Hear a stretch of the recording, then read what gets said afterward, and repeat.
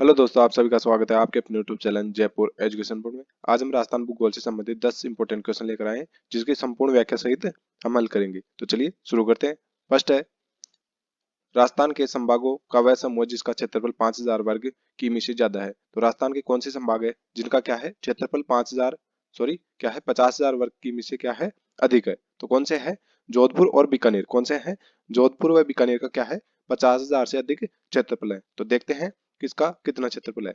तो फर्स्ट है जोधपुर पर क्या है सर्वाधिक क्षेत्रफल वाला कौन सा है? जोधपुर संभाग क्या है 1,17,800 वर्ग किमी क्षेत्रफल लिए हुए संभाग है। जोधपुर क्या है सर्वाधिक क्षेत्रफल और सबसे न्यूनतम है भरतपुर संभाग, जिसका कितना है 18,122 वर्ग किमी क्या है क्षेत्रफल है। सेकंड नंबर पर कौन सा है? बीकानेर है, जिसका है 64,708 वर्ग किमी। उसके बाद है अजमेर, कितना 43,848।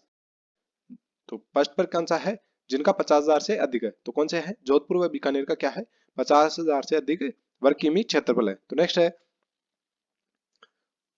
राजस्थान का 27वां जिला कौन सा बनाया गया था? तो राजस्थान का 27वां जिला कौन सा बनाया गया था? धौलपुर। कौन सा? धौलपुर जिला क्या है 27वें नंबर पर बनाया गया था। कौन सा? धौलपुर। जो कब बना था? 15 अप्रैल क्या है 15 अप्रैल 1982 को क्या है धौलपुर जिला बनाया गया, जो क्या है 27वें नंबर का जिला है। तो इसके आगे देखते हैं कौन कौन से बनाए गए थे। तो 27 पर धौलपुर कब बना? 15 अप्रैल 1982 को। उसके बाद 10 अप्रैल 1991 में क्या है 3 जिले बनाए गए। कौन से? बारां, दौसा और राजसमंद। तो क्रम कौन सा है? बारां, दौसा और राजसमंद कब बनाए गए? 10 अप्रैल 1991 में। उसके बाद है 31वां जिला कब बनाया गया? 12 जुलाई 1994 में। कौन सा? हनुमानगढ़। उसके बाद है करौली, कब बनाया गया? 19 जुलाई 1997 में बनाया गया। कौन सा? करौली। कौन सा? 32वां जिला। नेक्स्ट है 33वां जिला प्रतापगढ़, 26 जनवरी 2008 को बनाया गया। तो नेक्स्ट है, राजस्थान का राज्य पक्षी कौन सा है? तो राजस्थान का राज्य पक्षी कौन सा है? गोडावन। कौन सा है? गोडावन क्या राजस्थान का राज्य पक्षी है। तो इसके बारे में जानते हैं।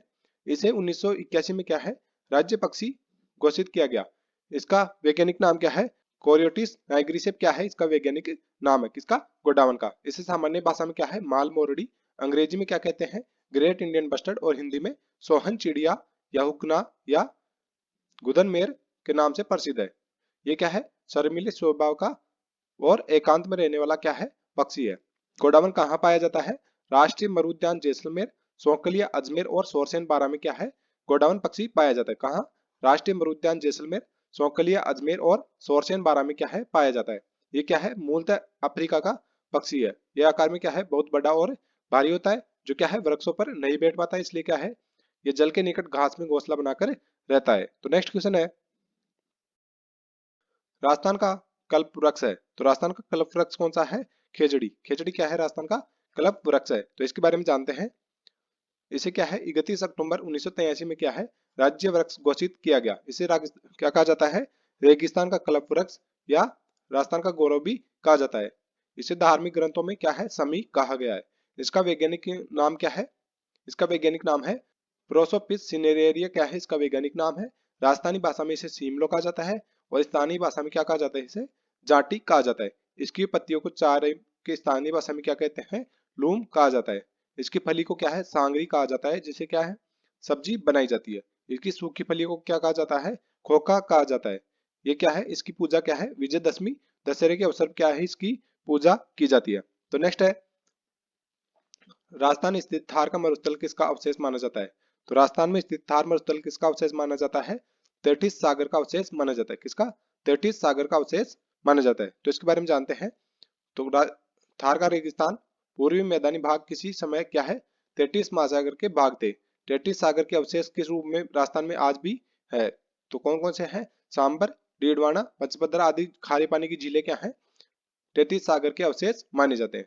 आकल गांव जैसलमेर में क्या है जीवाश्म प्रमाण भी इसी ओर इंगित करते हैं कि यहाँ क्या है 33 सागर के अवशेष रहे होंगे। तो नेक्स्ट है,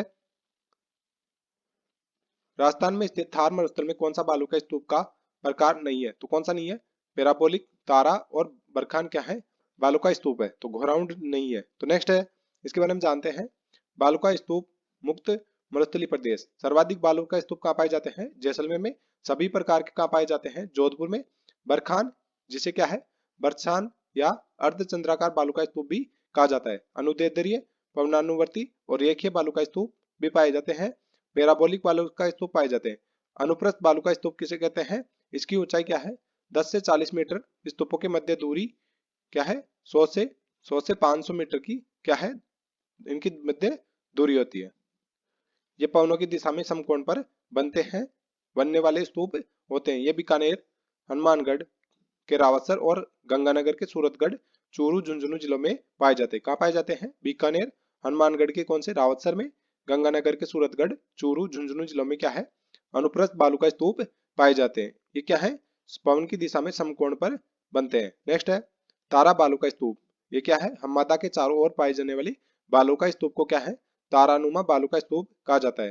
तारा बालू का स्तूप कहाँ पाए जाते हैं? जैसलमेर के मोहनगढ़, पोखरण क्षेत्र तथा गंगानगर के सूरतगढ़ में क्या है? तारा बालू का स्तूप मिलते हैं। तो नेक्स्ट है निम्नलिखित में से राजस्थान में कौन सा क्षेत्र बालू का स्तूप मुक्त है? तो कौन सा क्षेत्र है जो क्या है बालू का स्तूप मुक्त है, जहाँ क्या है पथरीली चट्टानें पाई जाती है? तो कौन सा क्षेत्र है? फलोदी पोखरण में क्या है बालू का स्तूप मुक्त क्षेत्र है। तो इसके बारे में जानते हैं। बालू का स्तूप मुक्त प्रदेश, ये क्या है? मरुस्थल के अधिकांश भाग में बालू का स्तूप का क्या है यहाँ पर अभाव है। इस क्षेत्र में बालू का स्तूप रहित प्रदेश कहा जाता है। क्या कहा जाता है? बालू का स्तूप रहित प्रदेश कहा जाता है। यह प्रदेश जैसलमेर के चारों ओर लगभग क्या है 65 किलोमीटर क्षेत्र में, पोखरण तहसील के लगभग आधे भाग और फलोदी तहसील के दक्षिणी पश्चिमी क्षेत्रों में क्या है विस्तृत है। तो नेक्स्ट है राजस्थान का कौन सा जिला हाड़ौती का पठार में सम्मिलित नहीं किया जाता है? तो हाड़ौती के पठार में कौन सा जिला शामिल नहीं किया जाता है? दौसा। कौन सा नहीं किया जाता है? दौसा हाड़ौती के पठार में शामिल नहीं किया जाता है। तो नेक्स्ट है इसके बारे में जानते हैं।